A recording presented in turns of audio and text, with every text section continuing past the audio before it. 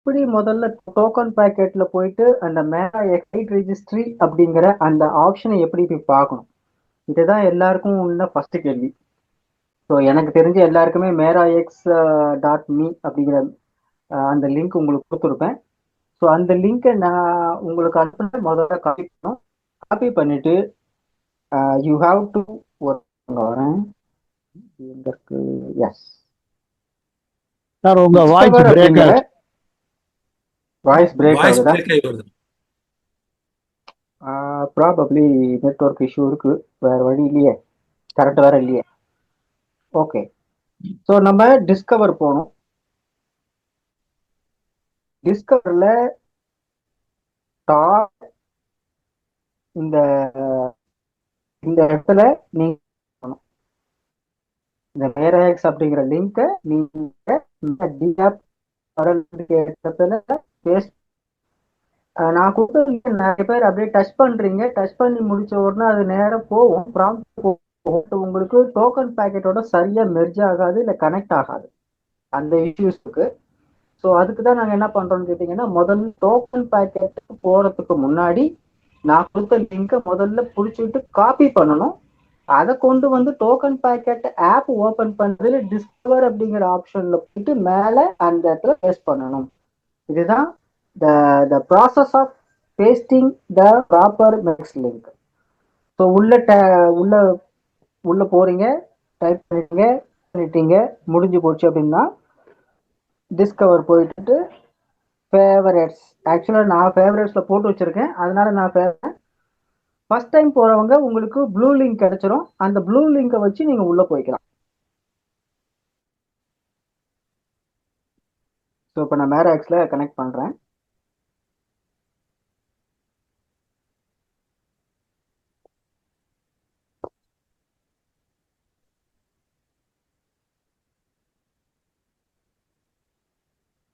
இப்போ முக்கியமான தகவல் என்னன்னு கேட்டீங்கன்னாக்கா, இந்த மாதிரி நிறைய பேருக்கு வரும். என்ன அர்த்தம்? யூ ஆர் யூசிங் ஏர்டெல் இல்லைன்னா Vodafone network, that is the issue. இது ஏன் அப்படி வருதுன்னு கேட்டீங்கன்னாக்கா, இந்தியாவை பொறுத்த வரைக்கும் ஏர்டெல் அண்ட் வோடோஃபோன் நெட்வொர்க் ஒரு சைட், ஒரு டேஞ்சரஸ் சைட் அப்படின்னு. ஸோ அதனால பேருக்கு எந்த ஒரு ப்ராப்ளம் வரும். அப்ப நீங்க என்ன பண்ணணும்னு கேட்டீங்கன்னாக்கா, உங்க வீட்டுல பிஎஸ்என்எல்லோ அல்லது வந்து ஒரு வேற ஒரு நெட்வொர்க் ஜியோவோ இருந்துச்சுனாக்கா, நீங்க அந்த மொபைல்ல ஹாட்ஸ்பாட் ஓபன் பண்ணிட்டு இந்த மொபைலை நீங்க வைஃபை கனெக்ட் பண்ணி நீங்க அதை உள்ள போய் அழகா வேலை செய்யலாம்.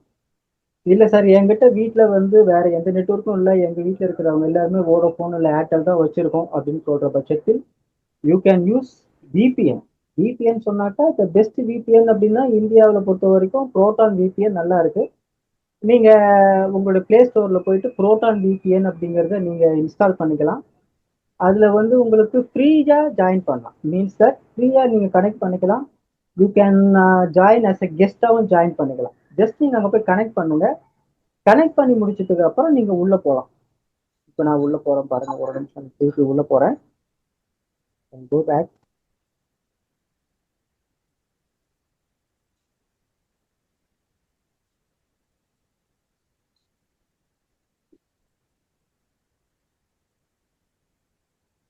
இந்த மாதிரி வந்துச்சுன்னா கண்டினியூ ஆக்சஸ் கொடுத்துக்கோங்க.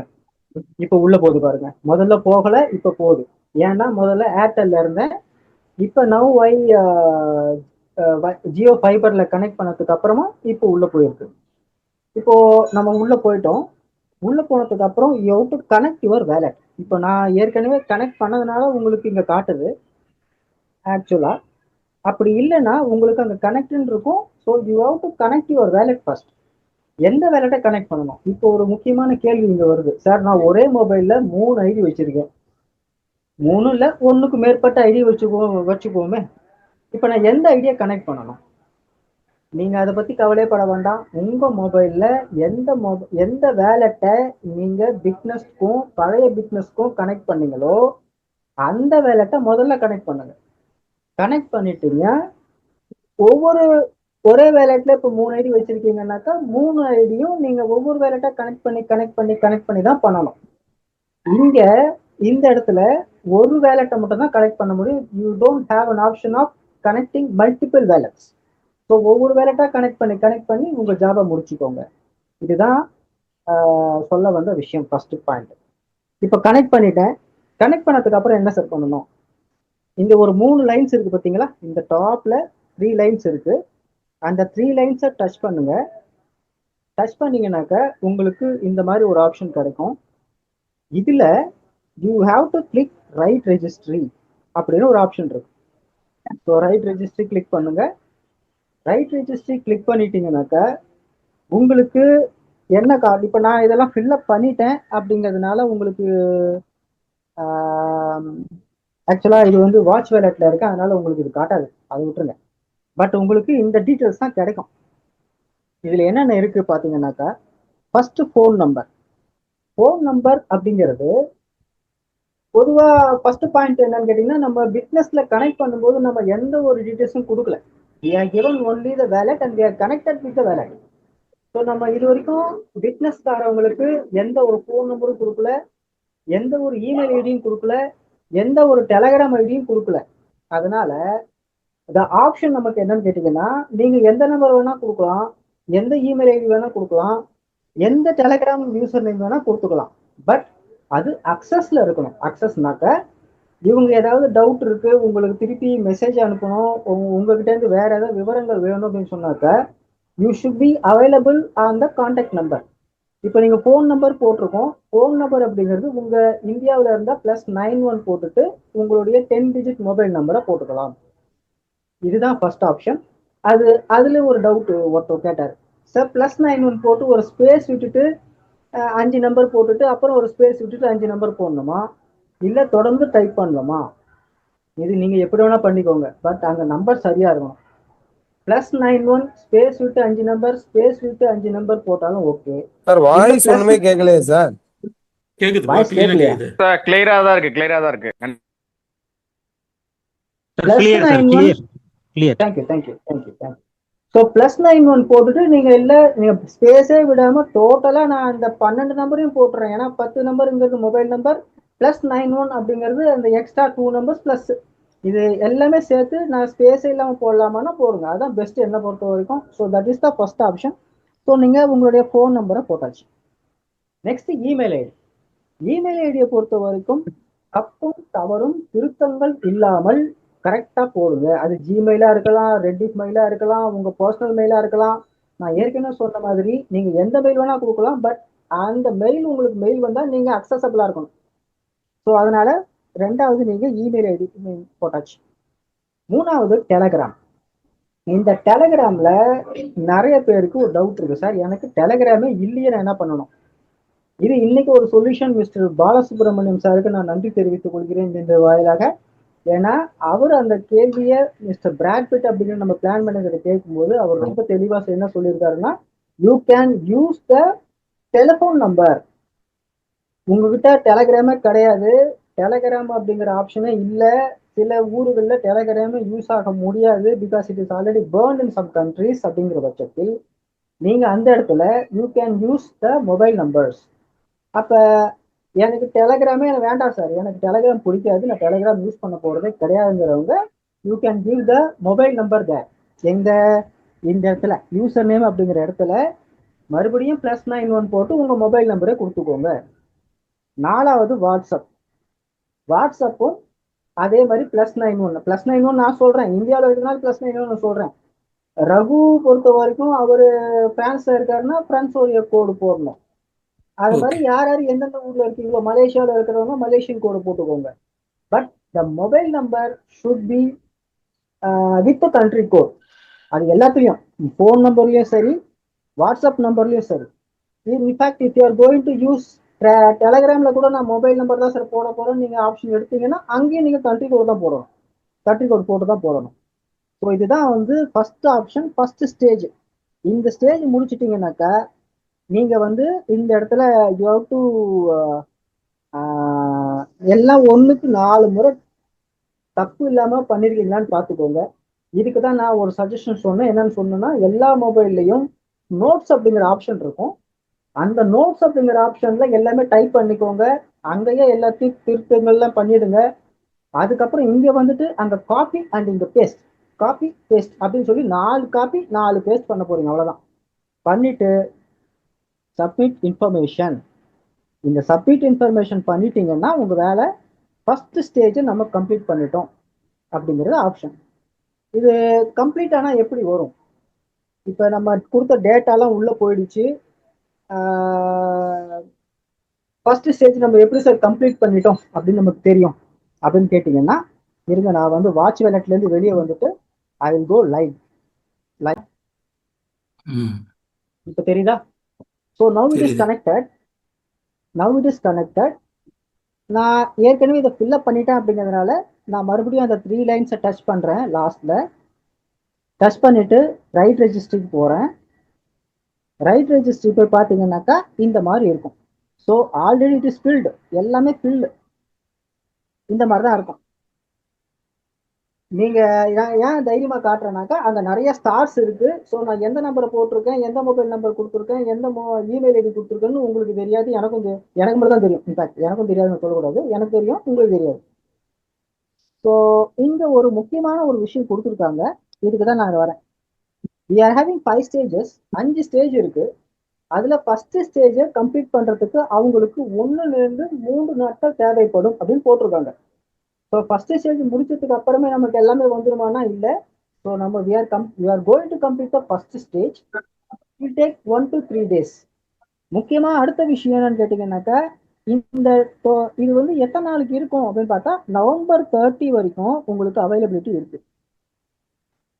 இதுக்கு என்ன அர்த்தம்னு கேட்டீங்கன்னா, நான் டேவிஸ் கிட்ட பேசின வரைக்கும் நவம்பர் 30க்குள்ள everyone has to complete all the 5 stages.